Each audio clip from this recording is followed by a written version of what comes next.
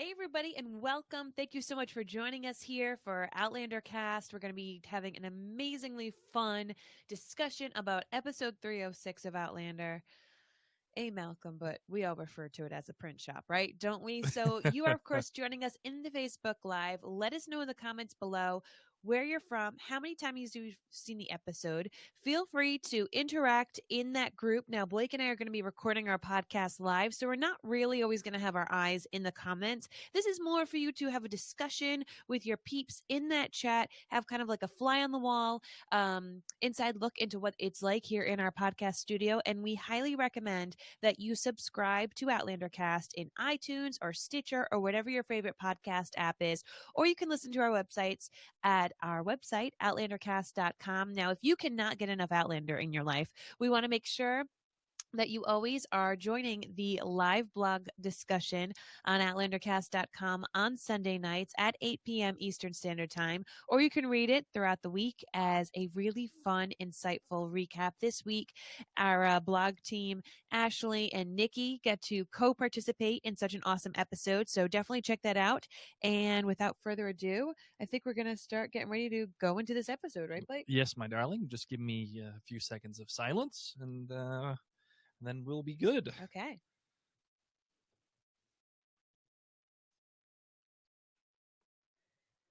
Episode 98 of Outlander Cast is brought to you by BarkBox. For a free extra month of BarkBox, visit barkbox.com/OutlanderCast when you subscribe to a 6 or 12-month plan.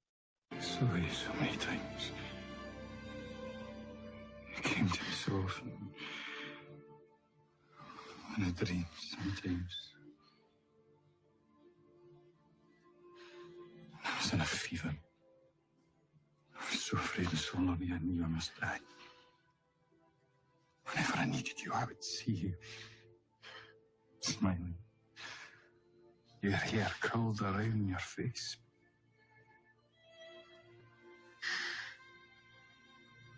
You never touched me.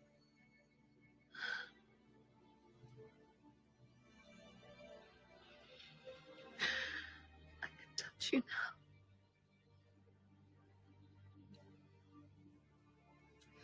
Do not be afraid.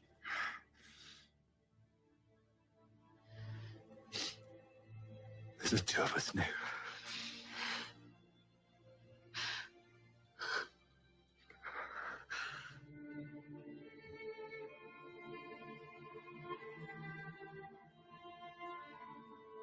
I quit. I'm free church. Working for a papist is one thing, but working for an immoral papist is another. Geordie.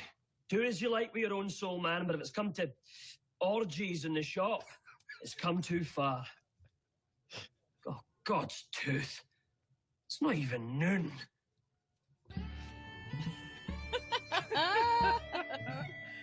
All the way from Cranston, Rhode Island, welcome to Outlander Cast. It's a podcast dedicated to the show Outlander on Stars. Sing me a song of a lass that is gone. Say, could that lass be I? Mary of soul, she sailed on a day over the sea to sky.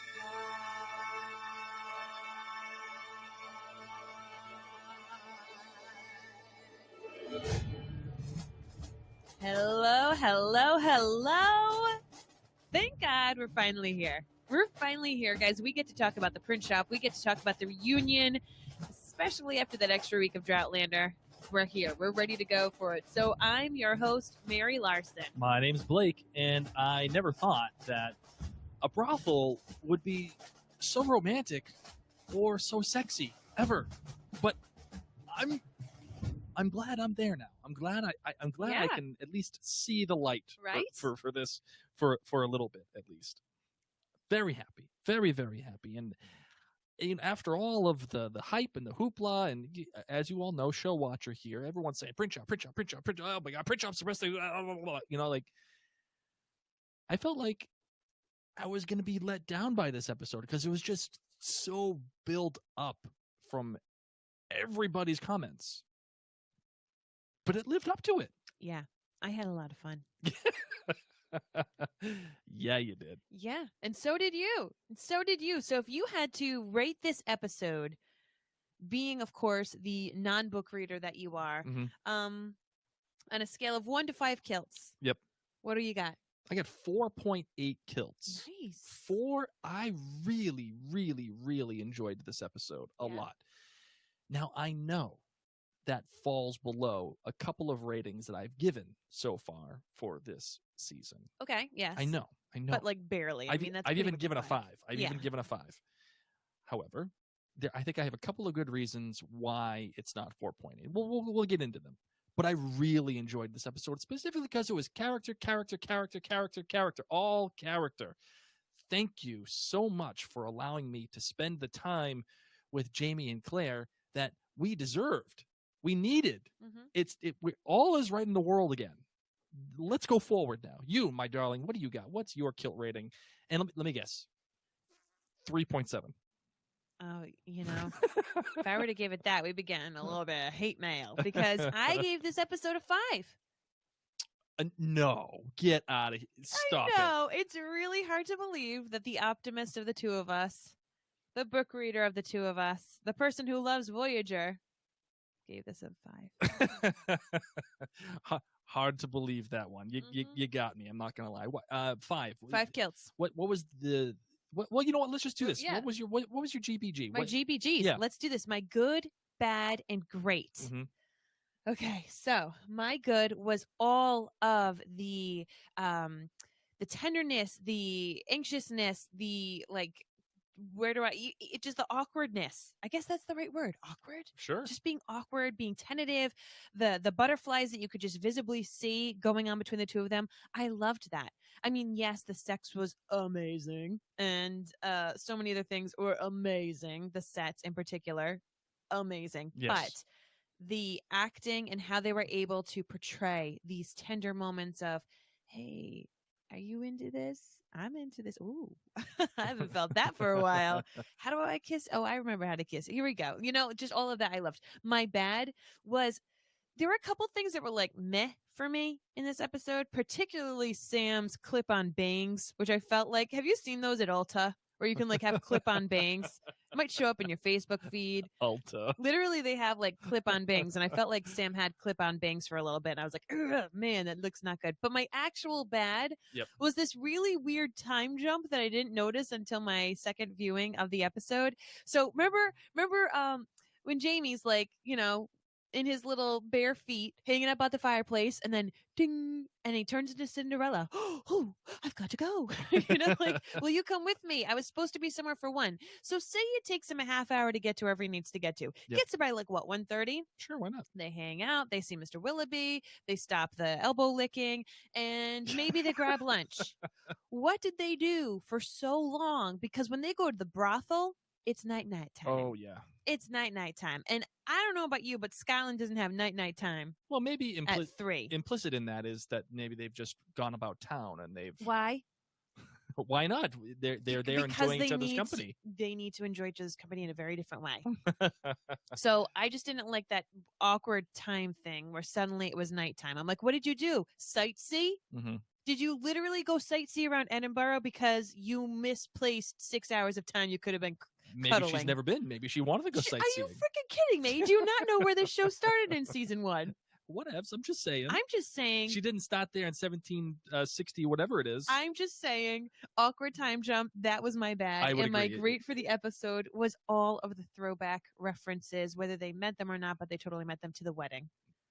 Yes. It was literally like, here's the wedding, yes, but 20 years older, but they're still just as sexy. Yeah, it was a great mirroring of the wedding, and I think that obviously was very intentional. Exactly. So that was my great, was how it was like revisiting just the wedding and also just revisiting. I mean, it was homecoming weekend for me this weekend. I went to URI and I got to go see my sorority sisters. It's been 15 years since we founded our sorority. I got to see a lot of people who I hadn't seen in even more than 15 years. And when I watched this episode and I thought about how how here I am with some friends who like I was super close with, but I just haven't seen because it's been so much time. And then just to imagine what that must be like with someone who you thought was dead and Mhm. it's been 20 years and who you were that in love with. So there were extra little feels for me about, you know, being back in your old stomping grounds and yet kind of having these mirrored things. So Sure. the mirror of the wedding was what did it for me. What is your GBG? My good rather was the cold open. I loved the cold open. This is something I don't think we have seen quite yet from Outlander, meaning it goes, you know, straight from the preview right into the episode, and then it goes to the credits. I don't think we've seen that.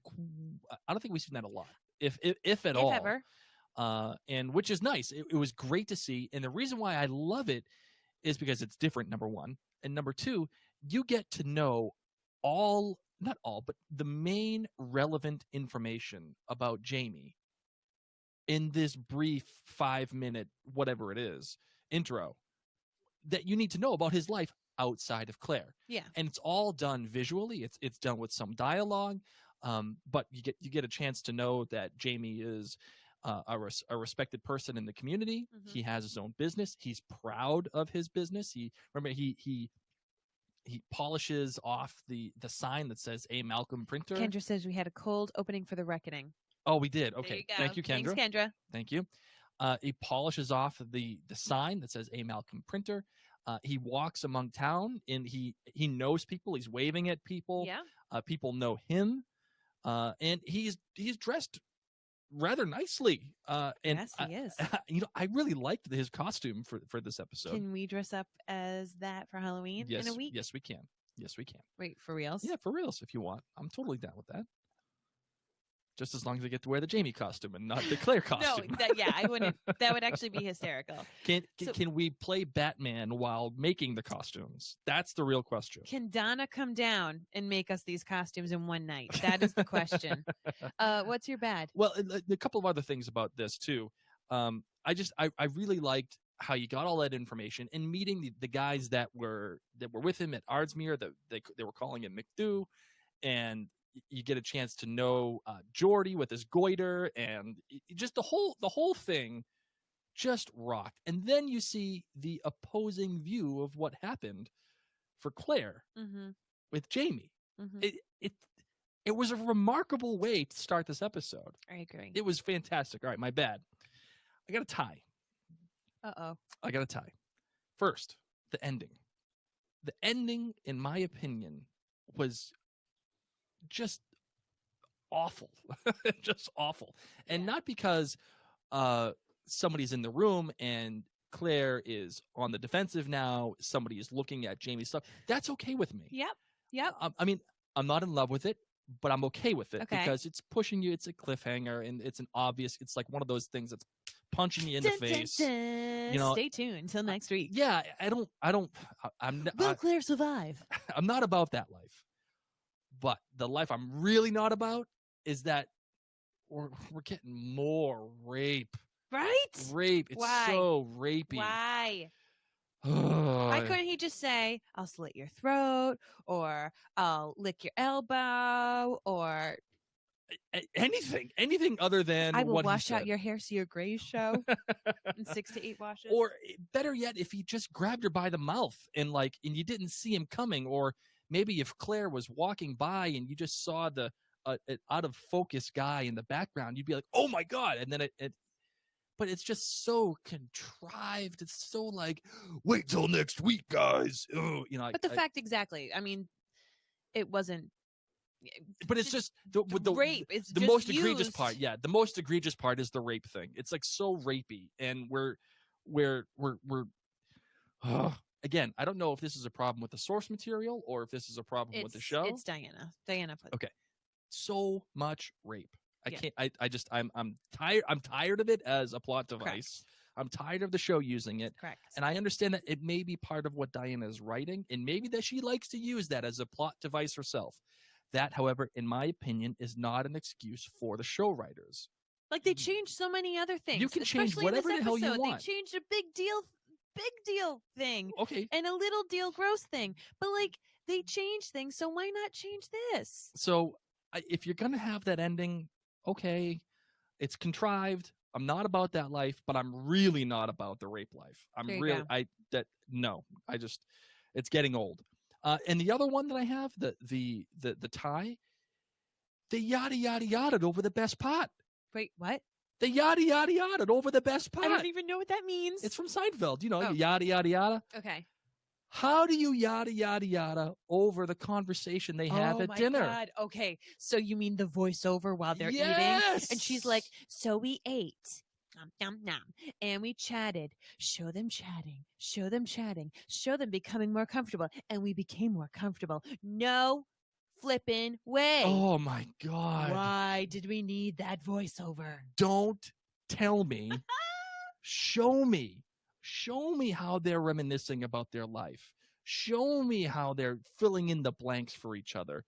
Instead of spending so much time doing other stuff, which I loved. I really did. Yeah. But take that time to allot it to the interactions. As you see Claire becoming more comfortable with Mhm. Jamie, and Jamie becoming more comfortable with Claire, to the point, to which, by the way, they decide. Well, they don't decide, but they've overcome with their feelings that they make love. Mm-hmm. Show me that process. They did actually show you that. No, they didn't. They just told me about the process. I thought they showed and told. Well, they showed me the process. Okay. But they didn't. But in terms of getting to know the characters and getting to know where they were, how they're interacting with each Okay. other, and the stories that they're telling each other, what are we doing? Right? Don't tell me. Show me. I mean, in clarification, but ting. No rape in the book. I just feel like rape was thrown out all the time, so I apologize. I probably need to have reread Well, that I mean, chapter. listen. But Either way. Either way, stop using that card. Yeah. Stop And throwing that. here's an even worse thing. If it's not in the book, right? If it's not in the book, then I'm even more mad. Like, I'm even that much more upset. Because what are we doing? Then it's an even bigger bad. Yeah, it is. And Okay. it's even a double bad. Okay. but The great. You're great. I'm so excited to hear this. Tell me what your grade is. The great is similar to yours, my love, which is I'm so happy that they're back, and this episode did take its time. It did let it breathe Mm-hmm. of them getting to know each other. It was awkward. It was just that, again, like it's kind of like when you and your spouse have an argument and the argument's over and it's kind of settled, but it's like that next morning where you're kind of like, Are we cool? Can Are we not cool? Can I kiss you? Are we gonna joke? Are we gonna be okay with Am I this? gonna wait for you to send me an email to sorry I was an idiot? Yeah, like, are we gonna do all 3 of hours these things? later. Or can we just be normal? And listen, I am very guilty of what Mary just said. Very, very guilty. And I like it because it's so complex, and it is so involved for these characters. It's involved for you as the viewer. You're just as awkward watching them together as they are being there. And I'm glad that they let that they let it breathe. But more specifically, the tension between the two, especially, now this is the real great, when Jamie demands to know why Claire is back. Claire, why are you here? Right? Mm-hmm. What's the purpose of you being here? Are you here to just tell me about my daughter? Or are you here to be with me?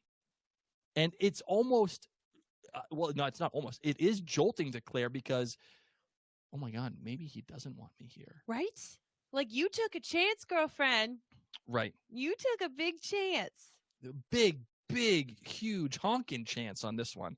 And you didn't get traveler's insurance at all. I don't think the Stones allow that. No. Like, what if I go back and Jamie's, shacked up with somebody else and doesn't really want me anymore?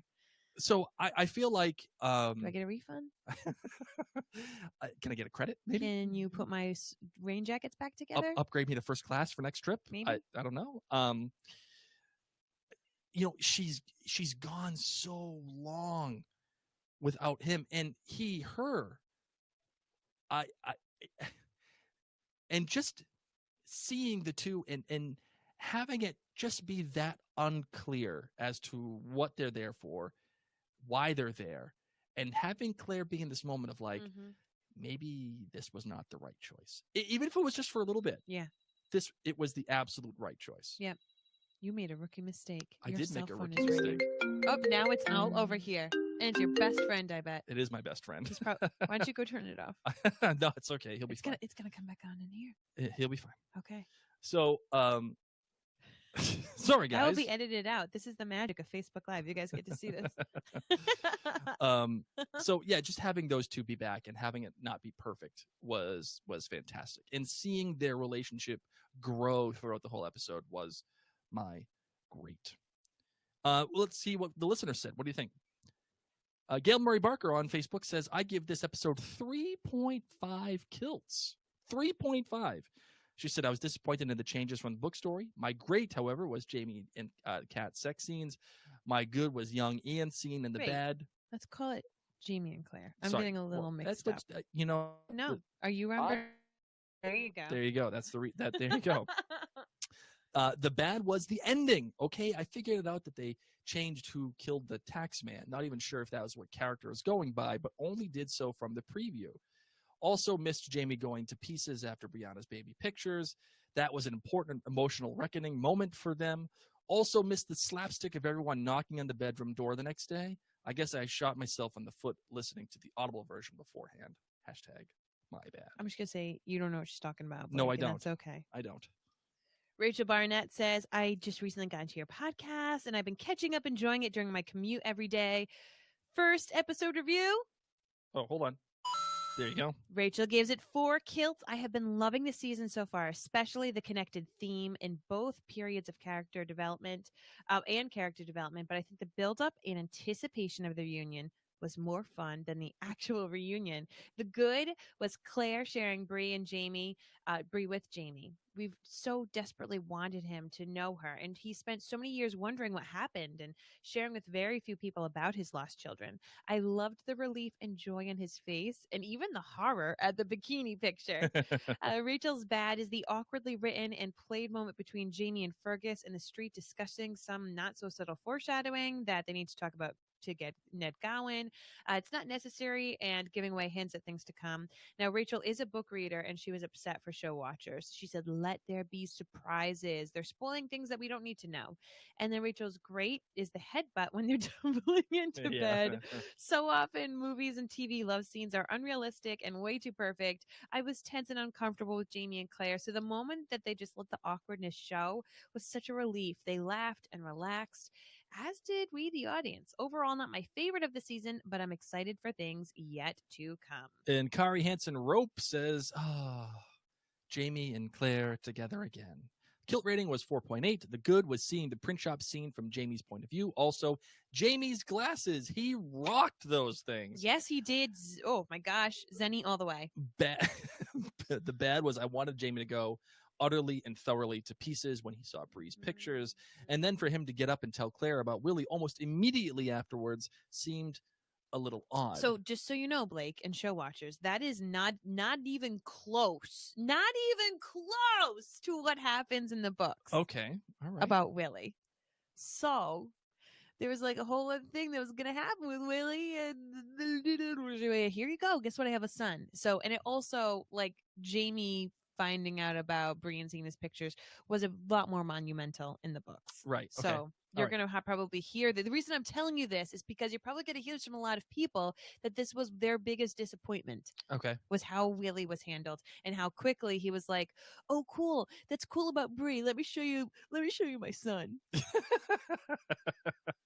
Well, all right, we'll get into that. And so let's see. Get up and tell it almost seemed a little odd. I understand they probably had to put it there in the interest of time, but it kind of threw me out of the moment. And their awkwardness with each other, the moves taken from the wedding episode, their amazing emotion at being together again. They couldn't take their tear-filled eyes off of each other. I admit to never really being emotionally affected by a sex scene, but this one just had me tearing up a bit. Their joy at being together again was palpable. Their flirtatious pillow talk, it was just perfect. I'm so glad Matt Roberts chose to keep so many of the lines from the book and the reunion scene. This season just continues to build on itself. Fantastic. Woo woo! Let's go into the recap.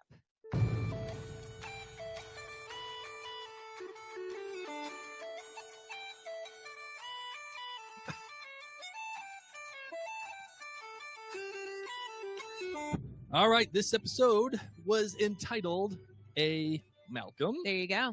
and it was written by Matthew B. Roberts. Who we got to see on such a cool little title card when actually Jamie like pulls the print up.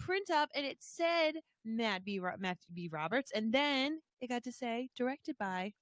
Norma Bailey, and I really loved this little bit that they had here, where they had the print. And That was awesome. that was so cool, Yes. man. Like it was a really fun and inventive way to get the title cards up again. You know, it almost reminded me of The Leftovers a little bit this past season. Do you remember when on the title cards it was all it was all Wu-Tang names? Yes. Because of the Wu-Tang song Yes. in the episode. Really just a cool inventive way to get the episode up. Again, directed by Norma Bailey. She has directed a lot of stuff, a lot of unknown stuff, and a lot of kind of junk stuff. Okay. But the highlights, I guess, for her career so far have been Rain, that show, Heartland, Beauty and the Beast, that awful CW version. No. That one. I watched that too. I'm not gonna lie. And she's got one more Outlander episode. It's the next one. Okay. And this one, the director of photography, special friend of the show, Steve McNutt. Yes. Go back awesome. and listen to his interview, episode Yes. 95. I will continue to plug this episode for as long as I can, because I was really happy with that interview. We did interview Steve McNutt. Please go listen to it, episode 95. And you could tell that Steve. You did interview him? We Really? did. We did. Really? Imagine that. I really loved the lighting in this episode. All of it was stunning, and you can tell it was Steve McNutt. You could tell because he was so happy, as he said in the interview, to use the firelight to bring God. bring up Right. everybody's faces and juxtapose that against the darker And the images. candles and the just the darkness of the print shop. Oh my goodness! The print shop alone is worthy of all the awards. Which was repurposed from the apothecary. Even cooler. And you know Did what you was know funny? that? I did. Okay. I guessed it when I watched the episode because I was like, wow, that feels similar to the apothecary. It just felt that way. And I wasn't totally sure until they actually confirmed it later on at the end of the episode when Matt Roberts and Tony Graffia are talking with Ron Moore saying that they repurposed it, which was really cool. Those are the details for this episode. The deets, as the young kids call it these days. I'm all about them deets. About them deets. My darling. Yeah. How are we going to attack this episode today? How do you want to attack it? You know, I think we should probably just talk about what everybody wants to talk about, which is the reunion. Yeah. I mean, all the other stuff is important. Is it really? Is it though? Because my opinion is no, it's not. It took so flippin' long to get the reunion that I wanted. Well, tell me about the reunion that you wanted and I'm how. joking. I'm actually joking. I know. I actually, my favorite was just being in the print shop. It wasn't the brothel. Okay. Love that he spilt his ale in his pants and he thought he peed himself. I thought I pissed myself. Oh my God. Again, what an amazing job by Norma Bailey. This whole season has done this to a plum, which is take the tension, ratchet it up to the point where it's totally like, oh my God, breaking point, and then have something funny happen or have something whatever happen just to take it back down to ratchet it back up again. You saw that happen with trying to piss himself. You saw that happen just with fainting, with Jordy, with all when they're bringing the food in from the brothel, hitting the heads, breaking the nose, and he's like, "Oh no, you'd be bleeding, and you'd have this real you'd be bleeding like a pig." You know, like oh my God, just great. Good old Jamie. So what I also loved about that moment with him getting himself all wet is he had to take off his pants. I'm gonna leave that. And he was alone. awkward. And Claire says, "We are married." Right. And you could see it hit his brain. It's like, oh yeah, we We are. But like that was so brave of her, and it's so Claire. Claire was like on point. Claire, you could tell that she had all that time to prep on the flight. She's had all this time to really prepare herself, and she was just nervous, but still like collected and like, no, we're married. Like, I'm not gonna let you take off your pants in a different room. I've been wanting you for 20 years. We're married. I'm here to remind you. But I loved that because that I feel like really helped start to solidify that she was there, you know, for a purpose, because he does have those fears, he does have those doubts, but for her to be like, we're married, we are married, sure, really, really helped. So I liked that part. I thought that the best part, and you know, I think I'm going to go against the grain. Surprise, surprise. Then from a lot of people here, when I say I really loved the moment when she shows the pictures of Brianna to Jamie, and then he comes out with the fact that he has a son. Coming from me, I mean, when I saw Jamie talk about the first thing I thought of when she brought up the pictures of Brianna was like, you even heard me. I was like, oh my God, she did bring pictures. I like, know, you were so excited. I was wicked because that's what I wanted from. Yes. I wanted Brianna to hand her the picture. But here it is, like, oh my God, you know. So okay. But the only thing I could think of as he's looking at the pictures is he has his own kid now too. He has his own son running around. He has a child who is currently in the same time frame as him. That's what I'm saying. Yes. Yeah. Like he has a son running around outside of his life. That he's gotten to know. Out of his 3 children that he has, he actually knows one of them. And then well, sorry, my It's brain okay. my brain is going It's a million moving, miles yes. a minute right now. So with that said, I think it's only natural for him to bring up Willie. I think it's important for him to bring up Willie because he does have this outside life from Claire. He moved on. I mean, he didn't move on like, oh, screw Claire. But he lived his life. And Willie is a representation of that. And Claire ought to know. yes. And I'm fine with her because it's a natural segue. But Here's I just my kind daughter. of wish he could have given a little bit more backstory. Like, no, this woman blackmailed me.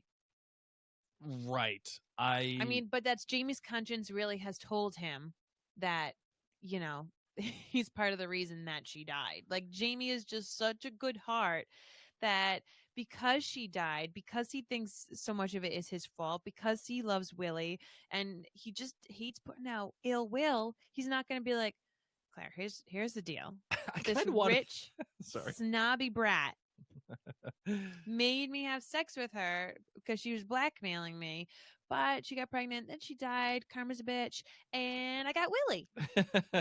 Yay. No, he doesn't think like that. No, because Jamie is not a Slytherin. I kind of wanted Claire to be like, whoa, time out, back up a second here.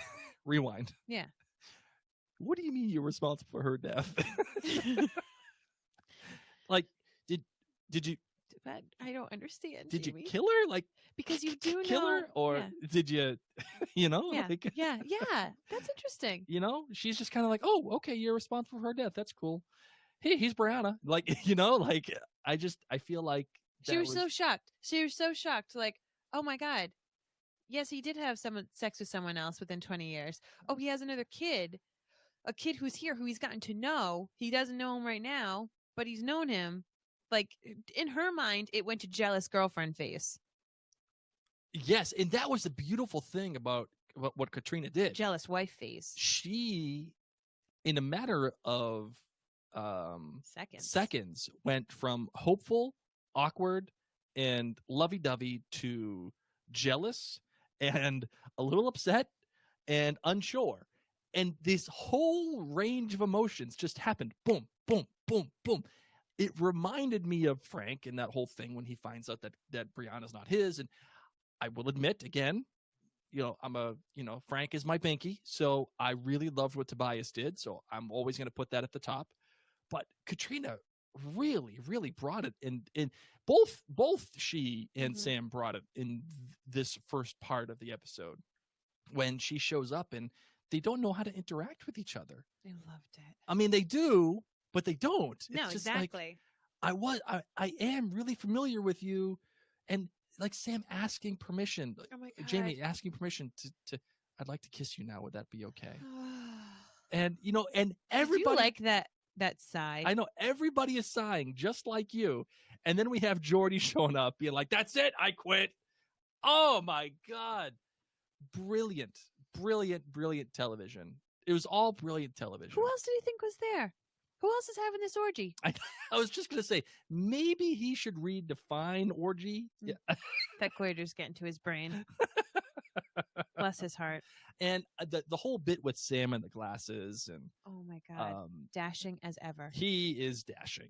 Well, that's what Claire says. Oh, I know, and I'm reiterating, he is dashing. The glasses totally made him look old. They in a did. good way. In a good way. Yes, I totally agree. I actually think he looks old, even without the glasses. I think they did a phenomenal job. I think Sam's work with his facial expressions, how he's carrying himself. Katrina Balfe, girlfriend. Claire would have used every single anti-aging cream known to man. Like, She would have that's why I'm invented- letting her get away with it, because her skin was so glowy. I also thought she must have been sweating from wearing 5 raincoats and in all of that heat and the fire. Because in those scenes, I was like, girl, she is shiny. She is shiny. She must be so hot. Raincoats don't let you breathe. Yes, no, there's zero breathing with None. raincoats. But she looks phenomenal, and we just trust that she's aged.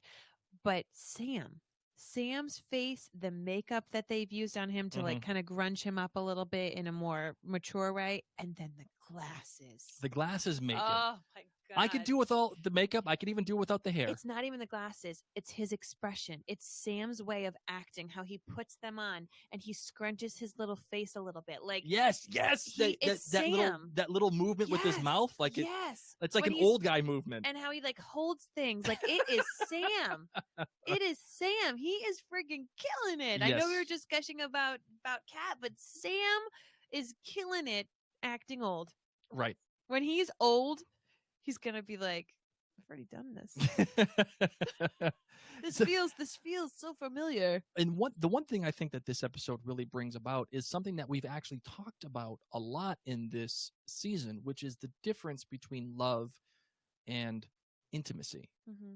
There is a canyon between the two, and it's up to the people that are in the middle of a relationship to make up that canyon. And you can have love and no intimacy. Mm-hmm. You can have intimacy and no love.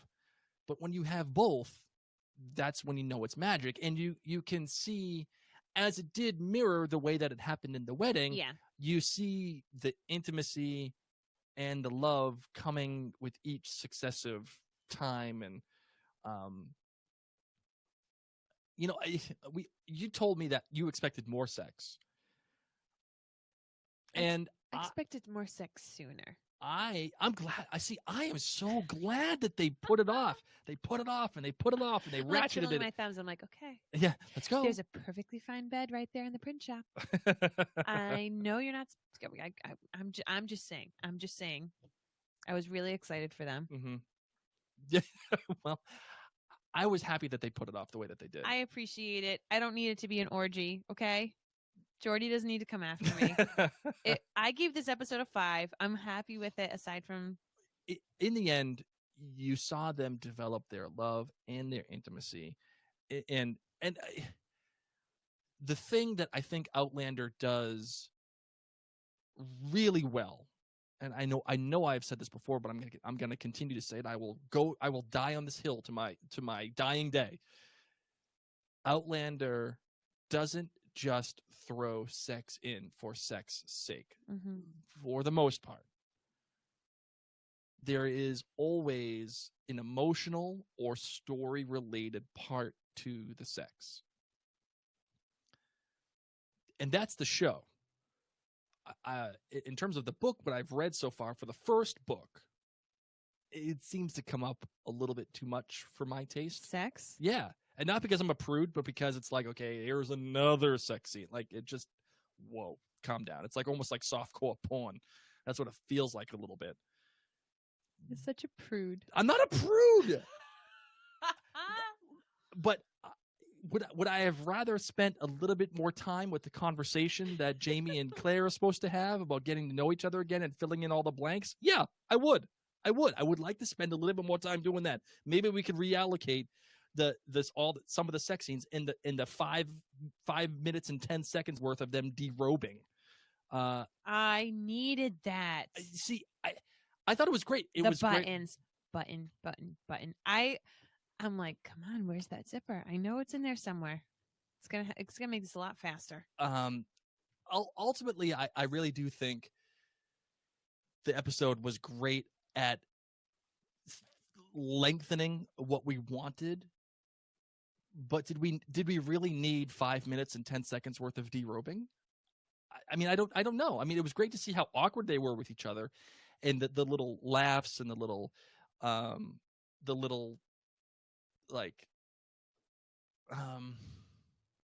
movements that they have, and it was fun to watch, especially when they finally get naked, and Claire's like covering herself up, like, oh my god, because she's cold, because she's been sweating so much. It was a lot of clothing.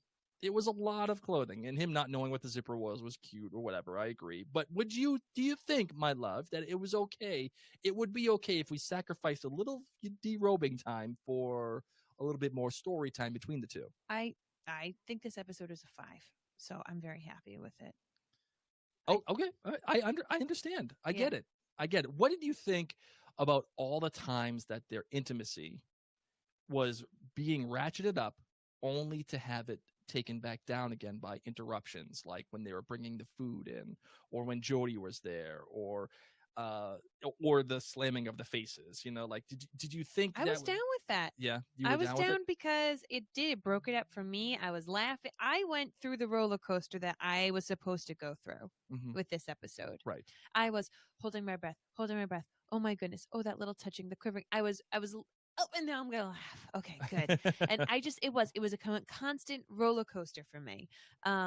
So watching it now multiple times, I mean, there's little spots where I'm like, really, did you have to come in? I guess you had to. Like, it's because it's supposed to put you on that roller coaster. Did you not like all the interruptions? No, I loved them. Oh, okay, good. Okay. I absolutely adored them, and that's why I'm asking you. Because I was down. Because I thought it was the perfect antidote to, I don't want to say taking itself too seriously. I don't think that's the right term, but I think it's the perfect antidote to the seriousness of this episode, which is why I think this episode works so well on so many different levels. Meaning, we finally had levity. We finally had humor injected into Outlander. We've spent so long with the dire nature of what has been going on between Preston Pans and Dragonfly and Amber, going back through the Stones, Claire and Frank, Frank dying, the problems between Bree and Claire, Sandy Candy, prison, the Battle of Culloden. Like, there's been a lot of heaviness, and the show, I don't want to say lost its identity. I'm not going to go there. No. But I think we finally found our identity back. We're back. We're back to the fun part of Outlander. We're back about seeing some old friends, making some new ones, having the intimacy, having some story, having a little laughter, about ready to continue on with this journey. And the intimacy that can only be found with time. You know, bumping into each other's faces. Ting time. Oh, hey now. Where we're going, we don't need roads.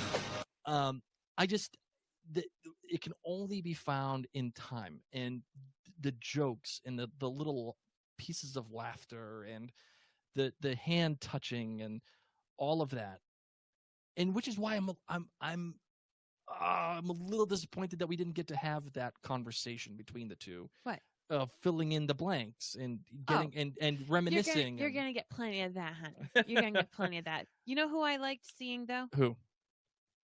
Fergus. Oh my goodness. Can we talk? Yes, we can talk about Fergus. Adult Fergus. Caesar Yes. Tomboy. You know, he nailed Roman. He nailed Roman's portrayal of Fergus. Definitely. Like, you can tell that he studied the little quirks, the way that he would move, what he would do with his eyes, how he would hug Claire, Mm-hmm. and then said, I can do that. I can do that. It reminded me of in Harry Potter how when the kids took the polyjuice potion and had to break into Gringotts brain, and how the actors, what they did is the kids did it, and then the older actors watched how the kids did it, and then they copied it because they wanted to make sure they did all their mannerisms. Right. And I'm like, that's what you do. You mimic these people when you're supposed to be the same person. I think he nailed it. I believe it's the same character. What do you think? Totally agree. I thought the kid was great. I loved the evolution of his accent, by the way. Mm-hmm. It's not just French and it's not just Scottish. It's kind of it's an amalgam of both, and it plays off very well. I will say that the conversation that he does have with Jamie is a little on the nose. It's like, what are we gonna do? What about blah blah blah? And they say it without saying it, and it's obvious, in my eyes at least, that Jamie has a problem and has someone back home that he has to deal with. And again, my outlandish theory of the week is it's leg hair. I'm just saying that. I'm just throwing it out there. But it is a little on the nose for my taste, because it's kind of like, we're holding your hand here. We're not going to just let this happen. Holding his hand. Oh, that was too soon. Claire holding it, and she was like, "Oh my god, what happened? Oh my god, this is awkward too. What do I do? Do I acknowledge it? I've never met someone with a wooden hand. Do I shake it? I'm already there. Do I touch it? But what happened? I'm just gonna go all in. I'm gonna go all in. Why did you steal this from Jamie Lannister? What is going on? That's good. That was good. Mr. Willoughby. It's the other hand, but yeah. Whatevs. Mr. Willoughby. This Oh. guy, it's funny because, you get introduced to him as a character who's licking the lady's elbow. Mm-hmm. But then 2.5 minutes later, he's having this really cool, deep conversation with Claire. People have their fetishes, man. And it's kind of a weird character arc for this guy. Yep. But I like how I said I got a good feeling from Dr. Joe. Yes. I get a good feeling from Mr. Willoughby. Okay, and how do you feel about his elbow licking? I think he's a weird dude, and I think he may or may not enjoy an adult beverage here and there a little too much. There you go. But I feel like he's got Jamie's back, especially considering the conversation that he has with Claire about how Jamie rescued him off the boat. It's someone that I feel like I know I can trust. And it also speaks to Jamie's character a little bit, because between Fergus and the two jabronis from Ardsmuir and now Mr. Willoughby, he's kind of like taking all these poor souls and saving them a little bit and bringing them on to come with him. He is a leader of men. You can tell that people follow him and people like him, people admire him.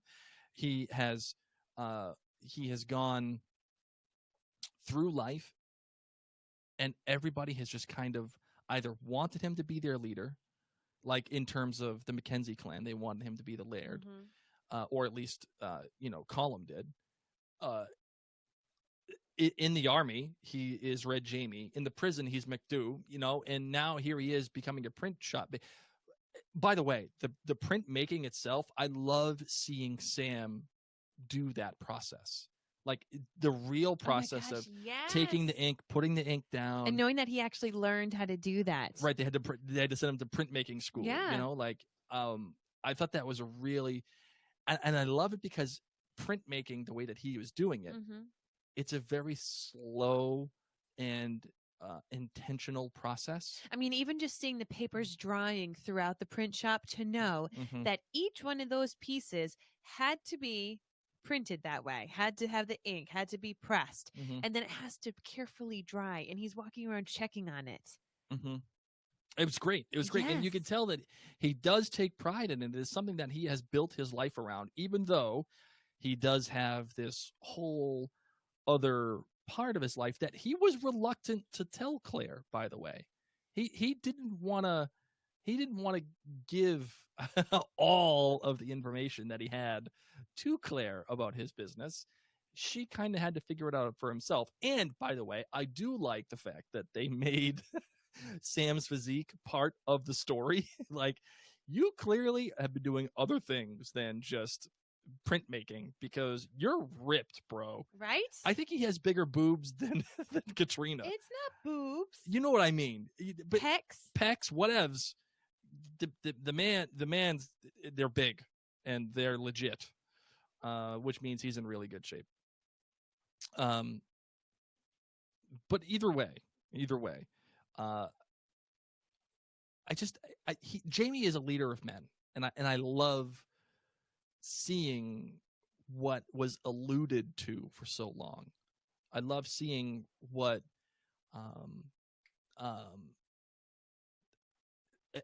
people in the army were telling us about. I just it's great. It's just great finally to be able to see him become a man that is doing what he is good at and taking the time to do it. And it's methodical, and he gets it. And I like that he's a respected man in his own community. It's good to see Jamie, and it's good to see. It's good to have the show's identity back. It's good to have them be back in the time that they're supposed to be in, that the show is supposed to be in, because clearly the show is most comfortable in this time. That's just the way that it is. Well, times are changing, man. One thing I will say is, well, I'll get into this in my Lynch theory of the week. Another thing I do want to say is, I was kind of let down by the score. Oh my God, I was just going to say the exact opposite. Okay, tell me why you're going to say the opposite. Tell me why. Why are we going to say the opposite? Oh, because it was like coming home. It was like homecoming music. Mm-hmm. It was like, here you are, guys, with some of your favorite little notes and medleys and things that are familiar to you, and maybe you haven't heard it in a while unless you listen to the Outlander Cast podcast, where they play a lot of this music over and over again. But for those of you who don't, or maybe don't listen to the score, mm-hmm. you might have sat here and be like, this is familiar. And I loved that that's how the music was. The music, to me, was meant to be so familiar, was meant to either be exactly the same songs from before, or take the melodies and then alter them a little bit to still reminisce. I didn't want new stuff. Well, let me say this. I agree with you that the score was meant to be familiar. But my problem with it wasn't that it was familiar. It was exact.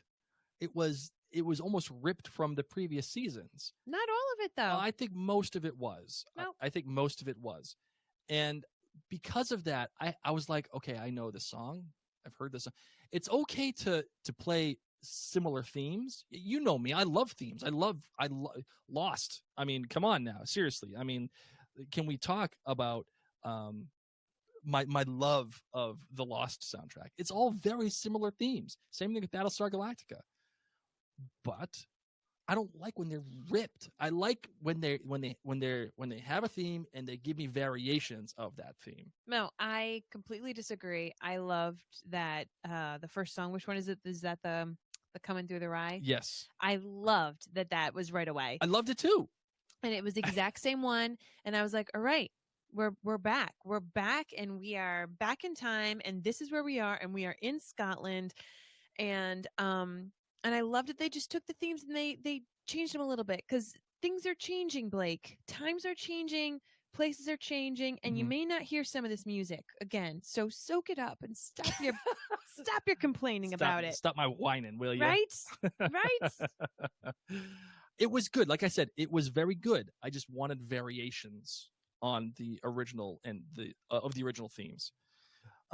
Is there anything else that you'd like to talk about, my darling, before we get into the rest of this episode, or before we have to end up closing this bad boy out?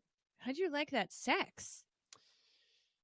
It was good. It was very good. What did you think about the first moments? It was you know, do it now and don't be gentle. Way to go, Claire. You know, that was Claire, you know, give me the business, you know, Mm-hmm. like that's what that is. Mm-hmm. And again, like how it mirrored the wedding, the sex evolved. It went from this carnal kind of desire, like, oh my God, it's finally here. You could see it in Claire's face. It's like, this is what I loved watching Katrina's face in that part, because you could see the emotions coming out of her, like, this is what I've been missing. Not necessarily Jamie, although it is Jamie, but it's more, again, that bridge between love and intimacy. It's knowing, oh my God, this is what I've been missing.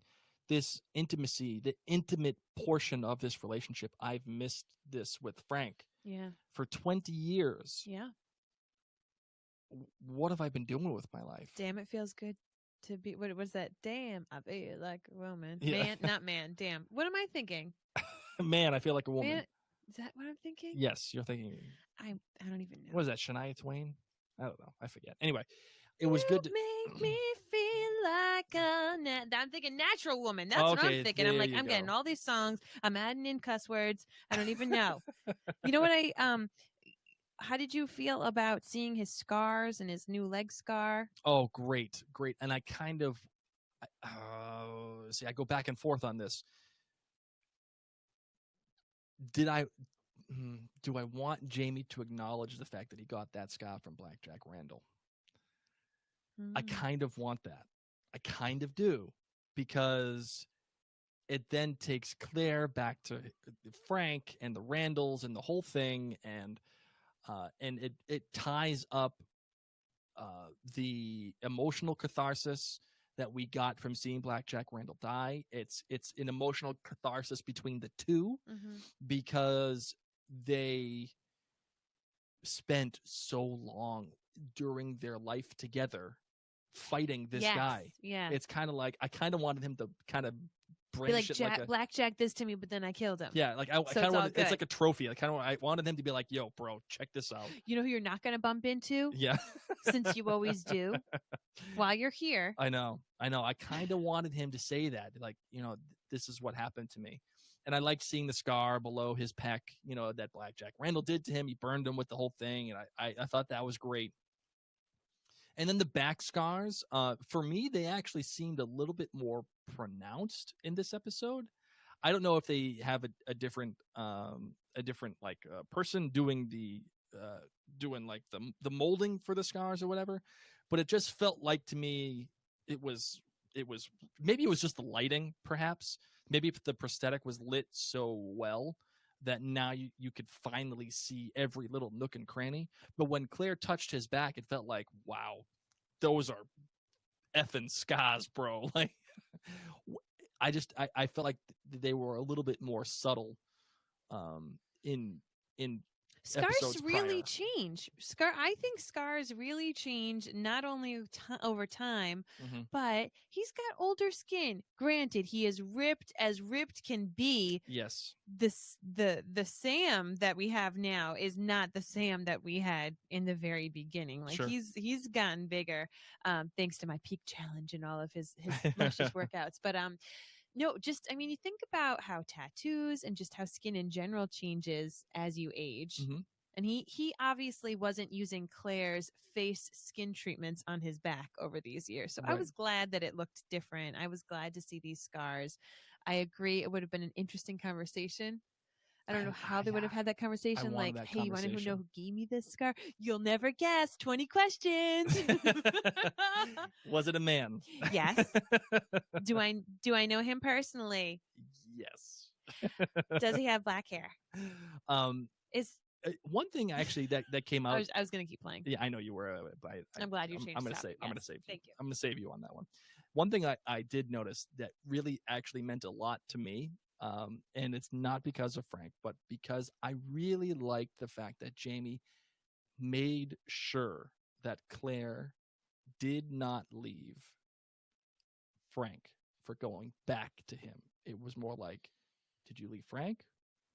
Because it was like him checking, like, where, like, he loved you. Why would you leave him to come back? Like, it was just something that you could tell. He was trying to be honorable. Like, he was trying to Did he love you? Did he take care of you? Were you happy with him? Well, and put the pieces together exactly. Like, what led you here? Right. You're here now. Right. You know why now? You know, how'd this all happen? And just trying to really piece it together. Okay, so we talked about how we're not a big fan of the ending. How do you feel about the two jabronis who came in who smelled like seaweed and alcohol? Love them. Really? Love them. I'm all about that. And Really? again, it shows you again about that cold open. It shows you more about Jamie's life than anything you could ever be told. Jamie walks in, hears these things, hears the rustling, has this little dirk in his. Oh my gosh! Like you can tell that Always in the defense. he's always on the defense. He is used to things not going well. Mm-hmm. He knows the smell of the seaweed and the salt, which means he often spends time at a dock on doing things. He clearly, and he's saying, guys, don't come in the front door. I can't have you associated with my business. Yeah. Again, all of these things are telling you very subtly about Jamie and Jamie's life without Claire, what he has done. And that is where this episode really rocks. As much as there are a lot of things on the nose about this episode, it's the subtlety that the episode has in itself, which is not something that Outlander has done quite a lot. No, Outlander is not a subtle show. You know, especially in regards to Jamie, I think you're right. To be able for him to know those smells is really interesting that you pointed that out. And for him to hold that, you know, that knife, like just he's always on defense. Another moment that I love, and if you guys didn't pick this out next on your next viewing, you'll see it. When he and Claire are walking out and she's like, oh, let me tell you all about the Bonnie Prince that I read in this great book that Roger gave me. A British soldier walks by. Yep.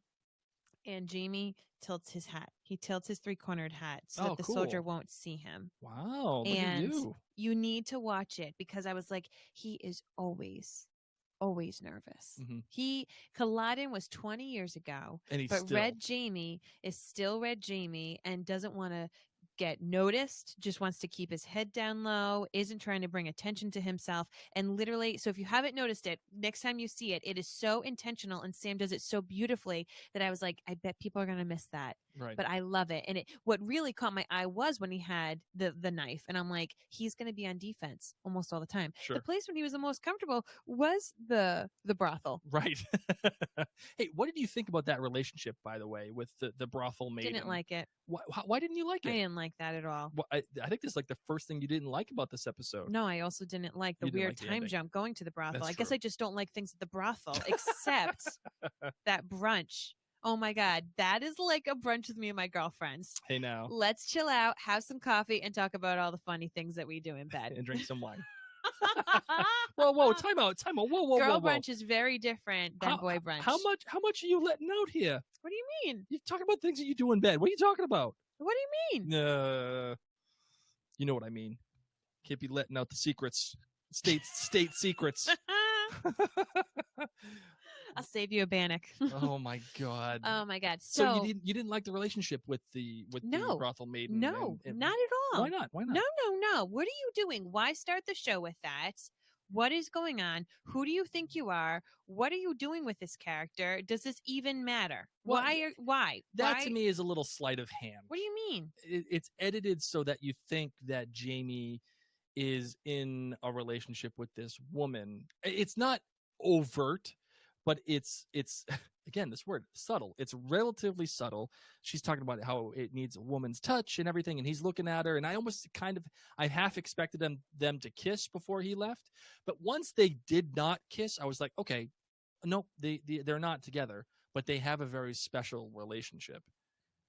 So much so that she's helping him get ready, and again, it's showing you and not telling you that these two are BFFs. Like, did they get a little tipsy and she'd be like, you're always a hot mess when you leave here. You know that. And he'd be like, I can't do it. I can't do it by myself. She was like, I'll get you ready in the morning.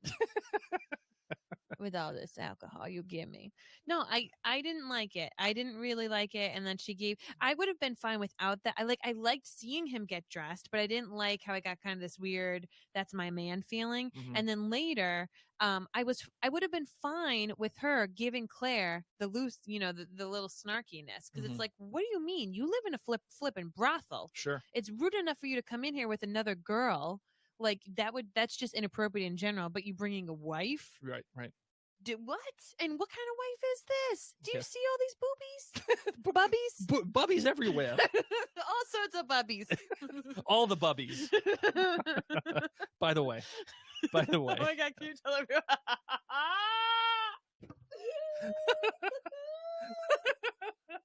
We almost forgot. Thank God I said bubbies. Thank God I said bubbies. Okay. All right. The reason why Mary and I are freaking out right now is because when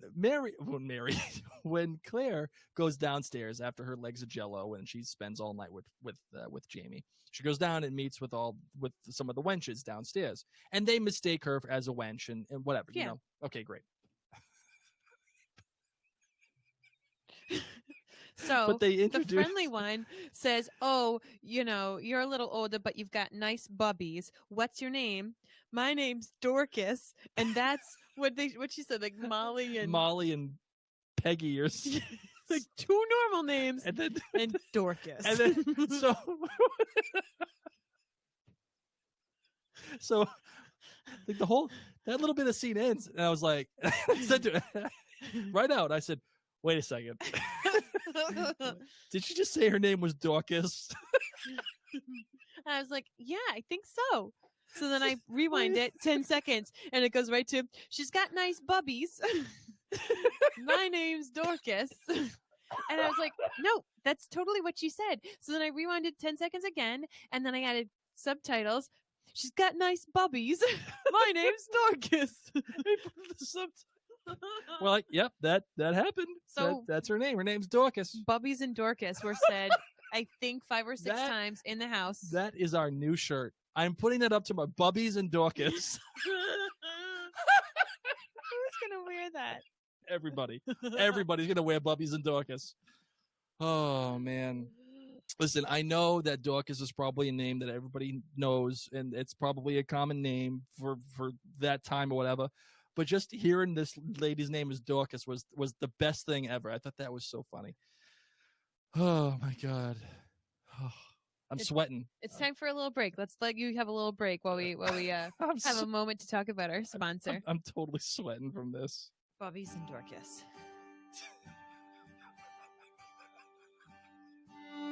So we're going to take a moment to talk about today's sponsor. It is BarkBox.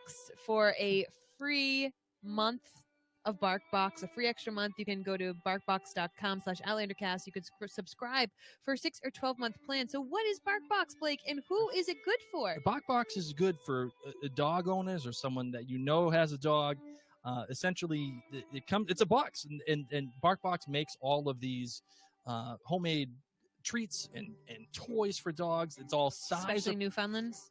Especially Newfoundlands, or if you have big bubbies, I'm sure that that they'll be able to accommodate you.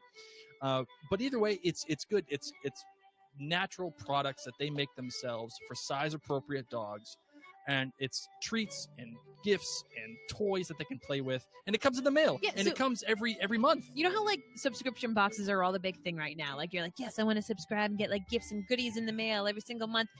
But this for your dog. So Yes. if you're a fur mama or a fur grampy, if you got a fur baby somewhere in your life, or if you got a friend who has a dog who adores their dog, this is awesome. And with the holiday season coming up, you know how you feel awkward buying gifts sometimes for your friends? Yeah. But you're like, but if I get them this for their dog, they're going to be souped. I'm going to be the coolest friend ever. So once again, you're going to get a free extra month by going to barkbox.com/OutlanderCast. I feel like I need to woof. Do it. Woof. Wait, what was that again? Woof. That was for the little dog. There's big dog boxes, little dog boxes, all sorts of boxes. Because the people who have dogs love their dogs. Like love it. Like they're like kids for dog people. And I had a dog growing up. I loved my dog, but some people are like way into their dogs, which is great. I can't handle that yet. And like One day I'll grow up. one day we'll grow up and get a dog. Right now we have a cat, and I'm barely good at taking care of it at all. As a matter of fact, I don't think the cat has food right now. You know what? What's that? If we had a bark box. Yeah, for cats. Oh my God, I'd be A all meow about box. it. Okay, so I there's one person I want to call out here. Teresa Hutchinson says Dorcas was a woman's name in the Bible, I guess. And it's been used quite often, and she was healed or something. Listen, I don't know, but listen. I'm immature, and I thought it was very oh funny. my God, you're immature. Except you went to like Catholic school through college. How do you not know Dorcas is? Oh my God! All right, I think we've certainly Okay. lost it All right, on this it episode. is time for Kendra's thought of the week. In a moment, Blake is giving me the looks of like stall, Mary, stall. I don't have it. It's not here. Oh my God, Kendra, are you there? Are you in the chat? I just saw Blake's notes. I read like Ron Burgundy. Blake has Kendra's thought of the week, and he doesn't know if he has it. So if you're in the chat still, Kendra, let us know if you have it. Blake's going to edit this part. You guys get behind the scenes. Dun, dun, dun, dun, dun. So apparently we don't have it right now, which is fine. It is what it is. But now, Kim Kane says that her dogs love BarkBox. yes, Yeah! excellent. My darling, are you ready for the outlandish theory? Kendra says she is here, but Anton is still sick. So we're going to have Kendra's thought of the week in the listener feedback episode. That's what we're gonna do. Okay? I'm so sorry. Oh man, we get it.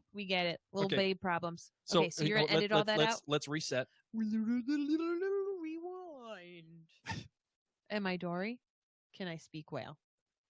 So now, normally, this is when we would have the Kendra Thought of the Week. Unfortunately, she is not able to give it to us for this particular episode. We will have it for you in the listener feedback episode. So Hashtag please. sick babies. Oh, hashtag mom life. Right. So we feel ya. And we, Kendra, I get it. There. Please don't worry about it if you're listening to this right now. In the meantime, my darling, now that we don't have the being graced with Kendra's Thought of the Week, She's you wicked now have smart. the burden of getting my outlandish Oh my theory God. of See, the Kendra week. at least balances it out. Want to let you know that this outlandish theory of the week is brought to you by Celtic Eternity. Please visit CelticEternity.com and get 10% off of Celtic and Scottish rings with the coupon code OutlanderCast. One word. Go- Outlandercast. Go see Mike, the owner. He is great. He will take care of you. You get it. You got somebody at a wedding. You got a girlfriend. You got an anniversary coming up. You got a Dorcas. You got a Dorcas. You never know. Dorcas. I bet you Dorcas would love a Celtic ring. She'd be all about the Celtic rings. Then she could probably sell it, and move on from the trade. She wouldn't have to be. She wouldn't have to worry about her bubbies anymore. No pancake bubbies for these ladies. They don't go in their armpits.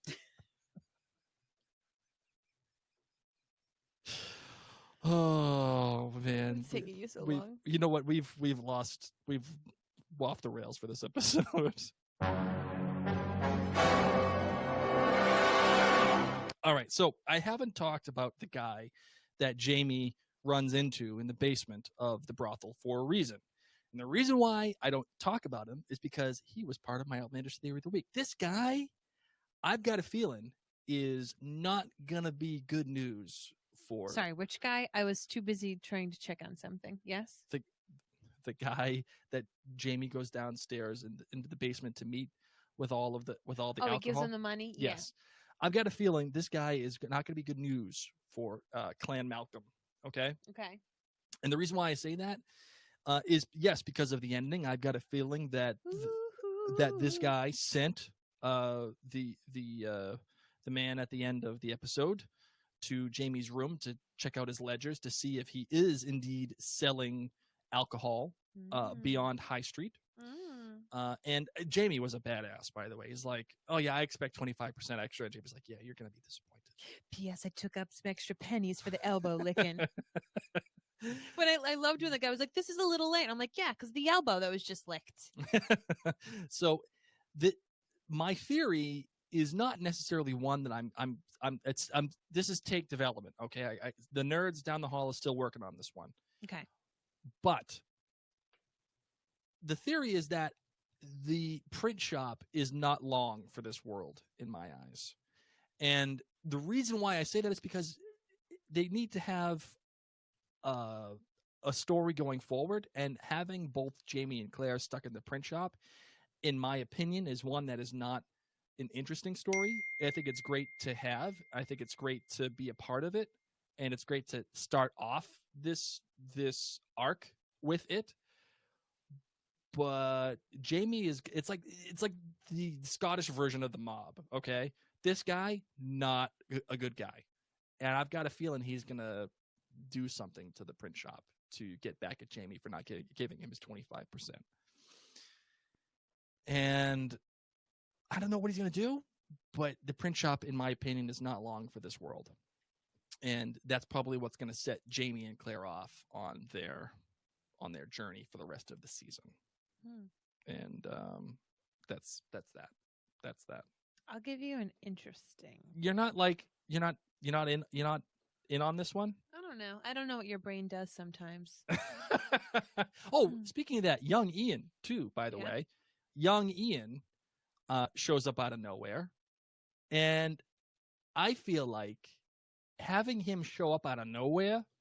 What do you mean out of nowhere? He just kind of shows up. He's like, hey, it's Uncle Jamie. Like, hey, what's going on? Like, I understand Fergus. Yeah. But having young Ian just like chilling. You know, like, okay, there it is. He mentioned him earlier. I feel like he is going to play a bigger role this season than what show watchers are gleaning from this episode. And You're so loud. Yes. Oh my God. Okay, ready? Here it is. Okay. Here it is. Young Ian is going to be the reason why the print shop goes away, and it may be because this guy does something to young Ian, the English guy that Jamie works with. How about Dorcas? Dorcas is going to be left out. What about the Bubbies? So there it is. That's my outlandish theory of the week. Is what? The English guy is going to do something to the print shop to shut it down, and he's going to hurt young Ian in some way. Why? That's just my opinion. Why? Because he knows that that this kid's close to Jamie, and how do you get the rest of the story to keep going forward? You have to give it something personal. You have to give it something personal stakes. This is what I've been worried about this show. Claire has been the de facto villain for the first, portion of Outlander season 3. Am I distracting you? A little bit. Now you need someone new. You need someone to get personal again. Yeah. A la Blackjack Randall. Not Blackjack Randall, but someone of that ilk, someone of that vein. Okay. And I got a feeling that it may not be this guy, but what happens to young Ian and what happens to the print shop is what sets the rest of the story off.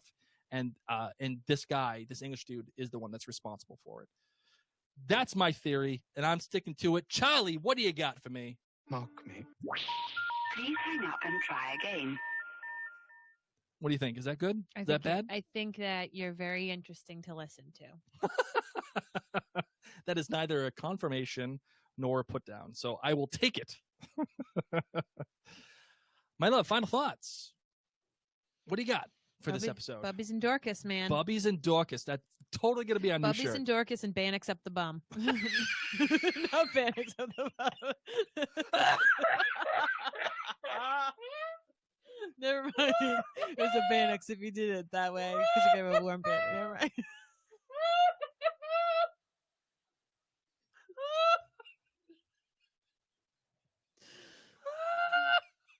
Oh my God. Anyway, I loved this episode. I'm glad I got you to laugh. I loved this episode so much. It's definitely going to be one of the most rewatched episodes for this household. I just adored it. I adored the set. I adored hearing that music again. Loved the awkwardness, and just didn't like the last 2 minutes. Oh my God, I can't. And now you guys will not be able to unsee Jamie tipping his hat, nor the 1:30 in the afternoon to suddenly nighttime. Oh my God. Nor will you hear the words Bubbies and Dorcas. Ed Bannock's and up the bum. I'm now gone. I've now quit.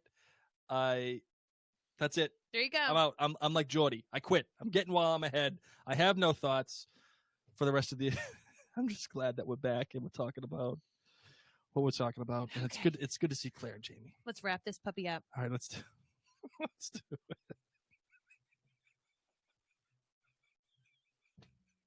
Come on. Oh, I'm sorry. Oh, I'm sorry.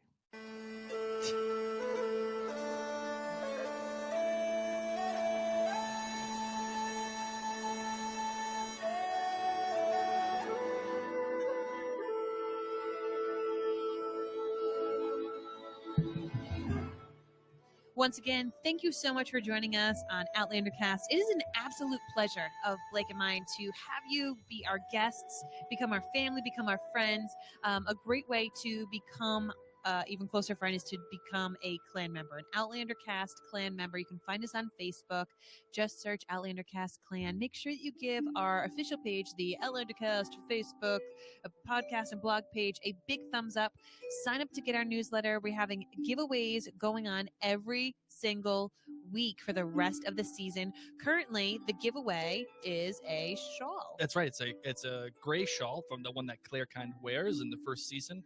It's from the Daniela Stang Etsy shop. So please go to that and check it out. You can find it at outlandercast.com on the blog post, because Nikki, one of our bloggers, wrote about what to pack during time travel. So listen, after you've rewatched the episode like 50 times, you want to head on over to the outlandercast.com website. We have our previous episodes there. You can check out the interview with Steve McNutt. You can read the blog post. You can read the minute-by-minute synopsis. We've got so many things, but we especially want you to become a clan member because you guys rock. And if you really love us, you can become a patron. Yes, and one of the great things about being a patron is you go to patreon.com/outlandercast and you get a chance to listen to my chapter by chapter analysis of the first book of the Outlander series. So if you've been sitting here being like, oh my God, Blake, flip and read the books, you don't know anything, don't worry. He's reading Outlander. But the only way you can hear it, his chapter by chapter analysis and his thoughts on the first book, is by becoming a patron. But it really doesn't take much. It's for as little as $2 per month,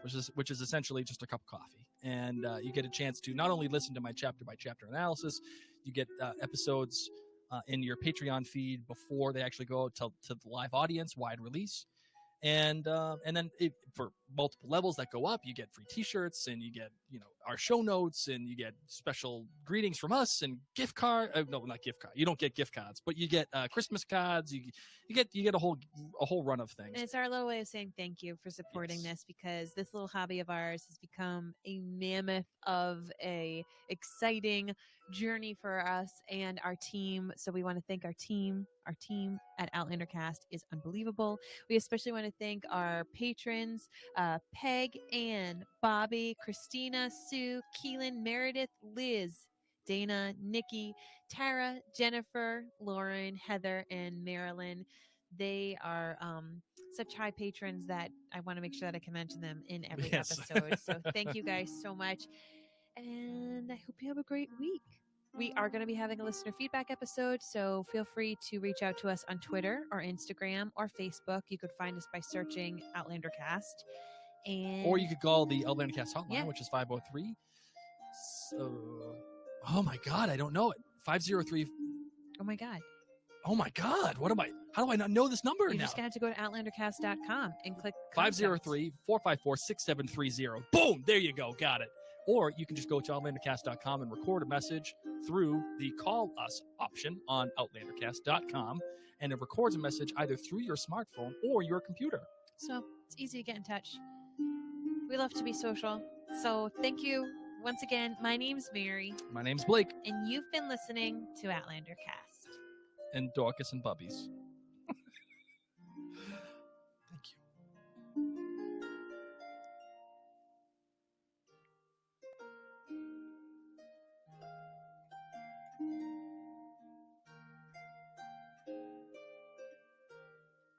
Guys, thank you so much for tuning in to our Facebook Live. If you like these live feeds, can you let us know in the comments? Because we don't know. We don't know how you're feeling about them. If you love them, if you hate them, if you want them to keep coming, if you're like, I've had enough of these peeps showing up in my news feed, let us know. Let us know in the comments, because we want to make sure that we're providing good content to you. But it really is such a blast doing this. And I hope that you don't mind that we don't get to interact too awfully much in the comments. Hopefully we can go back and read a bunch of them now that we are done recording. And don't forget, this podcast episode is going to be available for patrons. When do you think? Probably tomorrow. Tomorrow. And then it will go out to the general public after that. So if you want to get the podcast episode up soon, you can. If you head on over to Patreon, patreon.com/OutlanderCast. That's it. That's all we got. That's So what she wrote. thank you guys. Thank you so much for joining us. Thanks, Meredith. And there you go. Awesome. All Awesome. right, we're going to head on out. Bye, guys. Have a great night. Thank you, thank you, thank you.